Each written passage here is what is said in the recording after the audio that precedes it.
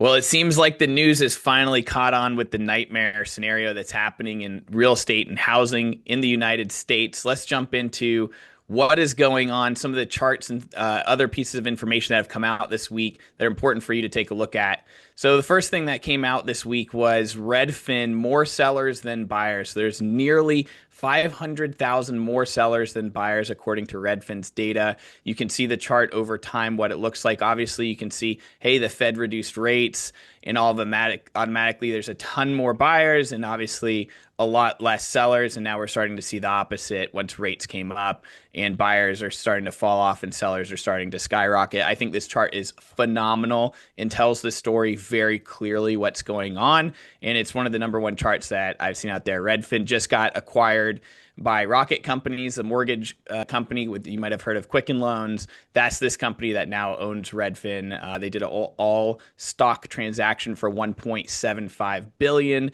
Because Redfin model honestly is not very good. The W-2 employee model for real estate agents, for salespeople, is not the best. Let's just put it that way. We've had a lot of experience with the Redfin situation. Let's move on. Let's go into the why. Why are there so many sellers and so few buyers out there right now? Well, the reason why is housing payments are crazy, right? Once you have the interest rates come up for the mortgage payments, it's the worst ever. It's the worst ever time to purchase real estate from an affordability perspective. You can see here the average payment now is $2,882. In a lot of cases, and you'll see this out there, it's way better to rent than to buy. This is one of the numbers out there that kind of show, why would you buy a place and pay $2,800 when you could rent the same place for $2,200? So obviously prices have to come down. This is everything is a function of payment. So let's look at this. This is the gap between mortgage rates and home prices, and you can see that the gap is just widening and widening and widening. And of course, it'll start to come through and even off here. So prices are expected to come down. How much will depend on the area, the school district, the supply of construction for new construction, all of those factors, because each market is hyper local and unique. And the spring selling season has been brutal. Here in Jacksonville, we're actually down 31.3% on pending sales. This research, though, on the chart comes from Apollo research company, and this is Homebuilder traffic. So you can see the home builders, it was a weak start to the beginning of the year, and it's continuing even during busy season to be really, really slow. And this is why you're starting to see new construction do fire sales on their property, $100,000, $150,000 off their property, and give you massive incentives like rate buy down. They'll buy down your rate to 5% to make it financially make sense to purchase versus renting a similar unit. New home sales inventory is skyrocketing, especially in the South. And so that's what this data shows here. We're worse than the great financial crisis standpoint from a number of homes for sale in the South. This is new home inventory as well. I think this chart's really telling. You can see how many properties are under construction. So one of the things that we see in Florida specifically is there's so much speculation. This is a boom bust type of market. And so whenever they see a lot of demand, builders go crazy. They start building as much as possible, take advantage of the hot market, and then they miss the boat. They don't realize when things are starting to slow down, and they continue to just build, build, build. And then there's an oversupply of inventory. Meanwhile, migration to Florida has slowed. People actually migrating out of a lot of areas around Florida now, going back to where they came from because of return to office, because maybe they don't like the lifestyle anymore. Maybe the wages they lost their job and the wages locally here don't support their lifestyle. They can't do it anymore. But there's a ton of new home inventory that's on the market. This is blue area, and obviously the completed one is starting to move up as well. And not started, there's a lot of lots that are just sitting, not being started until the demand shows up. Now, prices are nuts. This is the rule of 28. And what it is saying is that there must be a decline of 46% to close the affordability gap. What this means, this chart is basically saying is the housing payment should not exceed 28% of your gross income. And in order for that ratio to match, it would need to drop. The prices would need to drop 46%. Now, I've done the math for Jacksonville, and the math comes between 32 to 39% drop from current market prices today for it to make more sense to either buy a property as an investment property or even to have a property to purchase and have it be comparable from a mortgage versus a rent standpoint. So this prices are just nuts right now. It's out of control. And we know exactly why that is, because the Fed reduced rates and then a lot of speculators came in and just bid up the prices very quickly. Now we're paying the price for that. This is US housing pending home sales index. It's actually worse if you look at the similar kind of chart for locally in Jacksonville. We're at great financial crisis type lows here, and we expect this to continue. The rates situation, and we'll talk about this later in the video, is really dependent on what's happening with politics right now, with the tariff wars and with the budget deficit.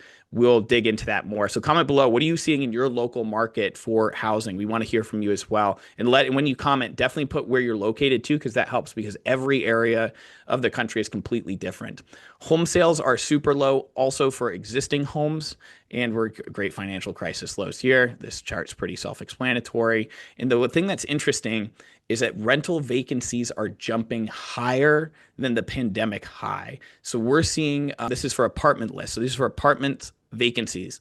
This is really bad. Multifamily apartments are getting absolutely hammered in some areas of the country. Prices are already down 30, 40% with cap rates completely blowing out, and then vacancies on top of that. I know in Jacksonville, we are completely overbuilt for multifamily. You see a new construction area of multifamily almost on every single block, and some of them are even sitting 20, 30, 40% vacant, and they're having to do massive leasing specials to get people to move in, even though they have great amenities. I mean, they're building great stuff. It's just the migration that came to Jacksonville is no longer here, and the wages here do not support the rents that they're charging people. So rents have come down, and the problem with this is it's a cycle. So once somebody who's currently renting a house sees another house that's cheaper in the same neighborhood, what they're going to do is they're just going to negotiate with their current landlord, or they're going to move to the cheaper house. And all of a sudden you see the rents come down pretty quickly. And that's a huge problem. And vacancies are up on single family rentals too. This chart's a little bit cut off, but it comes from the Fred St. Louis homeowner vacancy rate in the United States. Now the inventory change, this is a really cool chart that came out from Business Cycle Research. And it shows here in Florida that we have 28% more inventory than what we had in 2018 and 2019. Now, when I was selling in 2019, we thought those were the end of times where it's like really slowing. Houses were sitting on the market 120, 150 days. And basically what happened was it's worse than that period. We thought we were going into recession. We actually think COVID extended the housing market significantly, obviously for 3 to 4 years. And now we're going back to pre-COVID numbers. We're now in a worse situation than we were in pre-COVID. You can also see the chart that just says higher inventory. It's great to look at. It shows Texas, Colorado, Arizona. I think Arizona is actually worse than this chart is showing, but you can see some markets are still doing really well. The North, places that really got hit during the pandemic and people were relocating out. Now we're seeing the opposite trend where those areas are actually doing pretty well. Now, a picture says 1,000 words. This is Jacksonville, Florida. We've got over 11,000 active listings in the marketplace, and we have 12,000 realtors. So it's almost a listing per realtor. It is crazy, and we're seeing more inventory come on every single week, about 800 units net active listings come on the market every week. The reason why we don't see even more inventory is because we're seeing a ton of these actually expire and cancel, and usually they want to relist within the next 2 to 3 weeks and get back on the market. So we're going to continue to see inventory add to the situation. So if you're a home buyer, you have the power now. You are able to go out there and negotiate. You need one of the best agents in the area. So if you need one of the best agents, let me know. I can get you in touch with them. I know how to interview them. I know how to tell if they're good, if they're actually going to guide you and tell you the truth, or if they're just going to lie to you to get another commission check. I will let you know. I'll get you in touch with the ones that will really look out for you and make sure they're negotiating like crazy rather than just trying to get a commission check.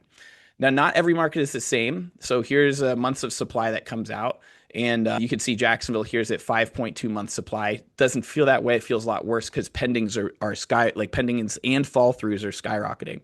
There's a report that came out by Redfin. I think it was like 15% of deals are falling through. In Jacksonville, we're seeing almost 30%, 35% of deals falling through. So it's tough if you're an agent out there. We feel for you. You're doing a lot of work for free. You're putting multiple properties under contract and deals are falling through. There's ways to mitigate those fall throughs. We got the strategies on that to kind of fight those things up front. But you can see obviously the Texas and the Florida areas have the month of supply that are moving up the highest. I'm surprised by Washington, D.C. I thought with Doge, I thought this would be a lot higher. I think it is. So I had to look into that data. And because prices are coming down, we actually see monthly housing payments falling in 12 major metro areas. Jacksonville was number one with a 4.2% decline. This is simply because prices are coming down. We have houses that used to sell for, 450, 440. They're now selling for 380. Obviously, that's going to decrease the monthly mortgage payment. Let's look at demographics. People are getting married later. This is another problem. So people are getting married later. This is men and women, usually around 30 years old now, instead of maybe in their early 20s or mid 20s. Over time, this is going to change the home buyer in what they're doing. So let's look at this. The median age of the first-time home buyer is now, if they get married at 30 and they buy a house at 38. First-time home buyers at 38. That is crazy to me. It's just because it's completely unaffordable and out of reach for everybody. They have to save for their down payments. They may have student loans. They have car loans, right? Everybody is loaded up with so much debt. The average consumer has no cash and is loaded up with debt, and they have to delay the median age of the first-time home buyer. There's another chart I actually want to I don't have here, but I'll tell you about it, is that the average seller is 58 years old, and the average buyer, not first-time home buyer, this is just for first-time, the average buyer is also 58 years old. So it's like the boomers are selling houses to the boomers, which is pretty interesting. Now, how's the consumer doing? Well, the consumer is stressed out. I mean, it's horrible. This is the percent of loan balances that are 90 plus days delinquent, and it's getting worse. Every month that we track this and look at this, it's getting worse. Look at that credit cards, the student loans. They're just loaded up with debt. They're not going to be able to have the down payment to purchase a home. They can barely pay their existing debt that they have. Consumers are no longer able to really tap their equity, at least in the South, to be able to do like a HELOC or something to roll up all their debt and roll that into their house versus having the higher interest rates for their credit cards or student loans. So it's just going to be a problem. They're going to have to pay these back. People are going to have to get 2 to 3 jobs to make it work. Home prices are too high. This was a survey. I couldn't get more information on where this came from, but I liked it because I think it's accurate. Home prices are just too high. What has stopped you from buying a house right now? Too high. Absolutely. Yeah, they're 30, 40% too high. Mortgage rates are too high. That is absolutely impacting the payment for sure. There's not enough inventory. Not many people said that. And the economic environment is uncertain. There's a lot of people who are scared of this tariff stuff. They're scared if they buy a house that it'll be worth less next year. And then there are people who are starting to be concerned about their job and their income. I actually have met a lot of people who are specifically worried about their job and their income in today's market. And a lot of people are reporting it's really hard to find a job right now.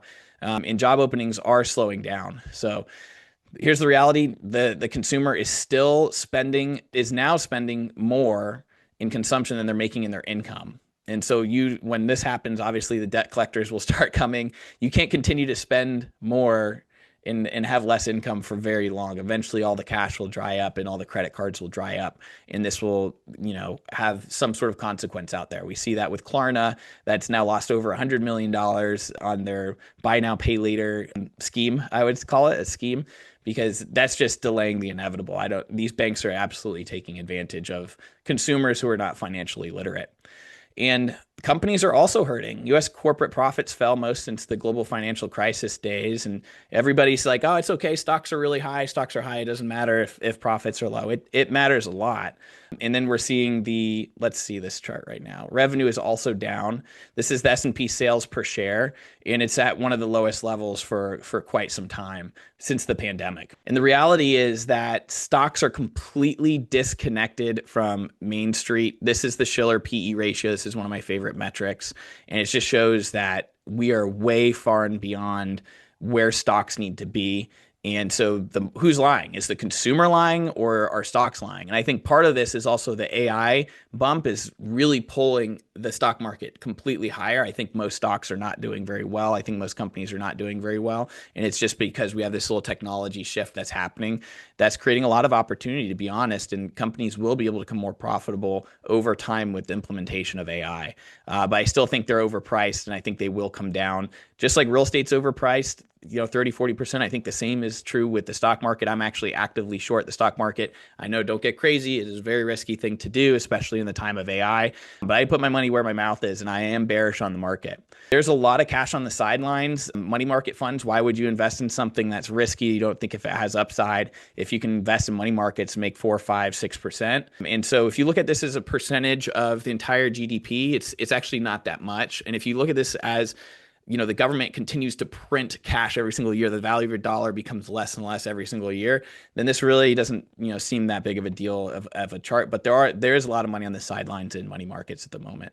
So let's dig into politics. What do we see happening? This is something that is putting buyers on the sidelines who are a little bit concerned about, either tariffs. And there's this new bill that came out that passed in Congress and is going to the Senate, and they're actually sending it back and forth to each other to try to figure out how do we actually make cuts. But realistically, the House GOP package would increase deficits by a significant amount. Some proposals say 4 trillion, some say it's 3.1 trillion, but ultimately the problem with this bill is that it doesn't solve any of the debt problems and all the work that Doge has put in to try to reduce spending. It's actually increasing spending. So if the Republicans pass this through, they're just as bad as the Democrats in terms of their spending. And this really isn't a political issue at this point. Like, we are bankrupting our children. I've got 3 kids personally. We're bankrupting our children, future generations, from being able to use the USD. Like, the value of our currency is just going to go down. Rates will spike because countries won't lend to us anymore for cheap, and the economy will slow. And that's exactly how empires fall, is when basically the politicians spend all of the money that we have on things that don't create enough value. So the CBO projects that the actual federal debt is going to be higher. They have a track record of basically scoring and misscoring a lot of these legislations. They're pretty accurate in the short term, but not very accurate for the long term. But the actual federal debt is just moving higher and higher at a more rapid rate as we see interest rates rise. And unfortunately, their solution so far has been, hey, let's just print more money. Let's not actually focus on solving the problem here. Let's just print more. And the value of your dollar has just eroded every single year. So this is the purchasing power of the US dollar. It's really rough. I think one of the solutions that the politicians will do is they'll just continue to print until the bond market says enough. We no longer trust you with the US dollar anymore, and we're going to raise rates and probably move our investments to other countries. That could happen, who knows, this year, next year, in 5 years from now, but there will be a point where other countries will not trust our US dollar. And what is this doing? This is causing basically America as a credit risk again. Is the risk-free rate really the risk-free rate if bond markets react to this deficit problem that we have? So credit default swaps is basically an insurance on default, have gone up for the risk-free rate for the U.S. government debt. So this is a red flag. This is basically the bond market telling politicians stop spending, start cutting. It's not a political issue. This is really an issue for all Americans that we all recognize, hey, if we spend more than we bring in, eventually we're going to go out of business. It's just like yourself as a consumer. You can't do that for very long. And the bill really is interesting. It doesn't really seem to help the bottom. It really seems to help the wealthy. This is obviously a chart that came out from Wharton UPenn, and it's pretty clear to me that, hey, most of the gains from this reconciliation bill would be going to the wealthiest Americans. So that includes me. So I'm happy about it, but I'm also upset about it because I don't think this is the right thing for the long term of the country. I think we actually need to cut a lot of these benefits and a lot of these loopholes. And that was the promise of the president, that he would do this. So they need to go back to the drawing board and really find a way to reduce the spending. One other problem that people are concerned about is the student loan repayment. So people are starting to get their credit hit by having their student loans default or be delinquent, and their credit scores are dropping 150 points. If they have a cosigner or a co-guarantor on those, they're also dropping. This is making it harder for them to be able to purchase a home. So there's a lot of delinquency going on there. Now, here's a funny chart, and this is a sad fact, and this came up, is OnlyFans is the only revenue-efficient company in the world, and no one comes close. This is revenue per employee, $37.6 million per employee at OnlyFans, which is incredible. So, it's funny because you see a lot of people say, oh, you need to go get another job or go make an OnlyFans. That's where people make the most money. But look at that compared to NVIDIA and all these other companies. It's actually pretty incredible as an organization. It looks like they're going to be purchased out and probably be monetized as well. But it's a sad fact that this is what people are turning to in order to make revenue these days. Another interesting piece of information that came out is that the used price of Teslas have come down significantly. So might now be a time to buy a Tesla. Obviously, there's political factors there. Here in Florida, we don't have people lighting cars on fire or anything like that for using their Teslas. But let's be honest here. This is a really fast changing market. And every month, the real estate market has more data coming out that makes it worse and worse and worse. Once the headlines pick up this information, which they are starting to, then the consumer is aware of what's going on and they ask more questions. I think that's a good thing. Consumers need to be careful in this market. So what do you do if you're in business, if you're a real estate agent? You need to think long term. You can't think short term. You need to think about how you're going to run your business over the next 10 years.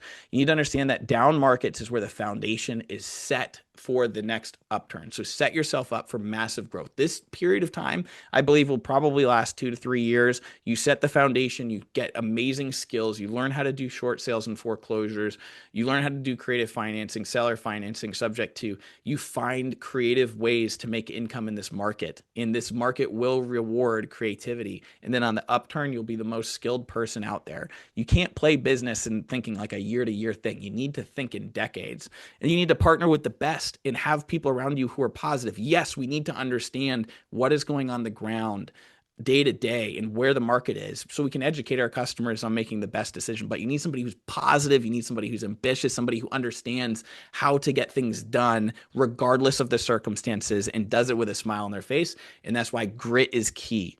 And if you haven't read Grit by Angela Duckworth, I recommend that being one of the #1 books if you're an entrepreneur or a real estate agent, because it really tells you this is what ultimately makes a difference, not the market. You can't complain to the market about your results.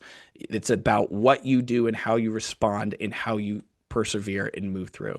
See you guys later.